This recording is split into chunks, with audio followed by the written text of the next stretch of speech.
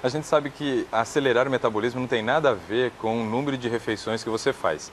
Apesar de que o processo da digestão, ele demande uma quantidade de energia grande para que seja realizado. Mas teve uma pesquisa muito bem conduzida, onde eles dividiram o grupo de participantes em dois, e um grupo comeu uma quantidade de calorias dividida em 6 vezes ao dia. O outro grupo comeu a mesma quantidade dividida em 3 vezes. Isso era a quantidade ideal para a manutenção do peso. E se a proposta de acelerar o metabolismo fosse uma realidade, o grupo que comeu fracionado em 6 vezes teria emagrecido. E no final, os dois grupos não apresentaram diferença ali entre o peso, mas os pesquisadores relataram de que o grupo que comia 6 vezes apresentou um desgaste maior dos órgãos, provavelmente em virtude do número de refeições. Por que então que se diz, porque é tão difundido que comer de 3 em 3 horas é o ideal e é o que o corpo realmente precisa? Bom, na verdade, Teru, se a gente fosse rasgar o verbo, como dizem, né, isso tudo veio da indústria de alimentos. Em virtude da mudança da composição do alimento, da qualidade do alimento, gerou-se uma necessidade de comer em intervalos curtos. Se você tiver uma alimentação bem planejada, usando os alimentos integrais, muitas frutas e verduras que são fontes de fibra, não haverá necessidade de comer nos intervalos. Agora, se você continuar insistindo em comer os alimentos refinados, aí você vai sentir sim a necessidade e você vai dizer, eu não consigo, e não consegue mesmo. Não é porque você está comendo errado, mas é porque você está comendo alimentos errados, né? A quantidade às vezes é correta, a distribuição ali de calorias está correta, só que o alimento errado não é compatível com comer somente 3 vezes. Vamos falar um pouquinho então sobre os prejuízos que acontecem para a nossa saúde com a alimentação de 3 em 3 horas. O primeiro prejuízo que eu destacaria seria a questão da sobrecarga de trabalho ao pâncreas. Porque quando você mastiga o alimento, você libera saliva. E nós temos 3 glândulas salivares. Tem a sublingual, que fica bem embaixo da língua, a submandibular, nessa região aqui, e também tem a parótida, que se você colocar um traço aqui assim, ela vai ficar nessa região aqui. E a parótida é a responsável por produzir enzima para a digestão do alimento. Quando nós comemos nos horários regulares, nos momentos corretos, você tem a saliva rica em enzima.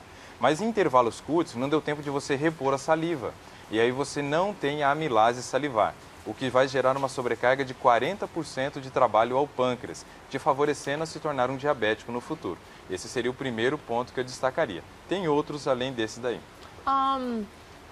Qual seria o ideal? Existem locais, regiões do mundo que são preconizadas apenas 2 refeições ao dia. A maioria come-se 3 vezes ao dia. Mas muito se fala, as grandes revistas de saúde têm falado realmente em alimentação a cada 3 horas. O que seria o ideal? Na verdade, Teru, esse 3 a 3 horas já caiu, né, por terra, já está fora de moda também. Por quê? A indústria tem mexido cada vez mais no alimento e o índice glicêmico, que é a velocidade com que leva para o açúcar do alimento entrar na corrente sanguínea, tem aumentado cada vez mais. E isso tem feito, então, com que o tempo de saciedade máximo seja de 2 horas.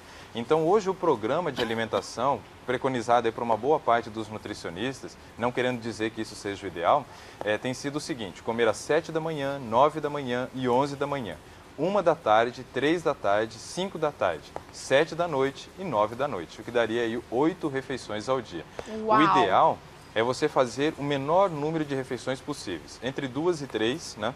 3 seria o limite máximo. Por quê? Porque leva-se um tempo para você ter o esvaziamento gástrico. E se você não respeitar o esvaziamento gástrico, vem um segundo problema recorrente, que chama-se refluxo gastroesofágico. Quanta coisa, hein? É a volta do ácido para o esôfago e isso é terrível e tem sido reclamação constante na clínica. Resultado de se comer mais vezes do que o necessário. Gera fermentação e aí você tem mais produção de ácido e ele volta para o esôfago. O Dr. Ricardo está dizendo aqui, gente, que menos refeições é o ideal.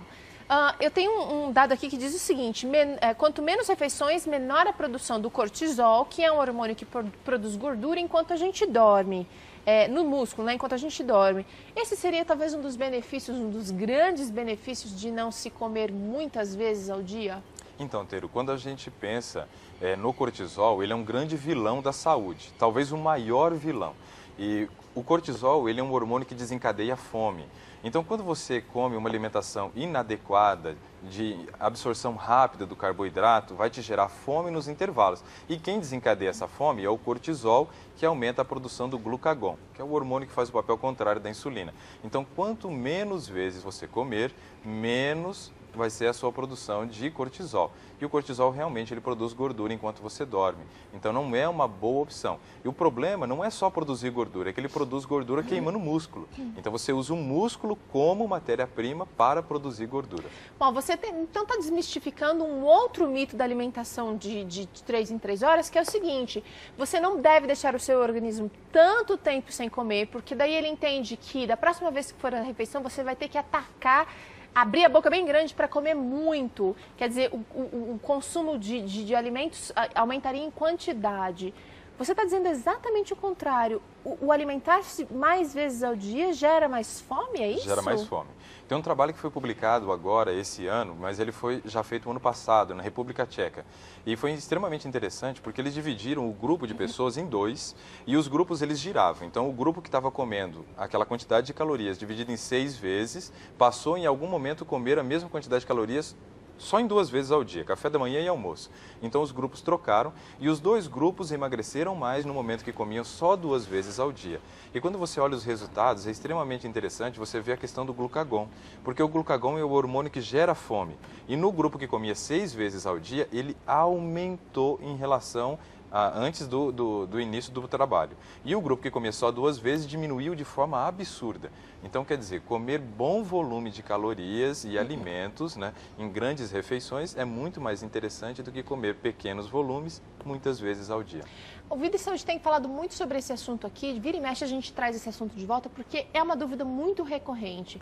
A orientação seria um intervalo entre 4 ou 5 horas entre cada refeição, é isso? Para você conseguir um esvaziamento gástrico de forma adequada, seria pelo menos 4 horas. Mas assim, não adianta você dar 4 horas para fazer o intervalo de refeição e já comer na sequência. Por quê? O seu corpo não teve tempo de descanso. Então, o mínimo sugerido tem sido 5 horas. Mas se você também comer grandes volumes, combinações inadequadas, não tiver, de repente, o apoio de um profissional para te orientar nesse início de mudança, você pode ter digestões que levem de 6 até 8, 9 horas. Então, mesmo respeitando aí as 5 horas, que é o que a gente preconiza como ideal, ainda teria alimento no estômago, pode gerar fermentação e sofrer de refluxo.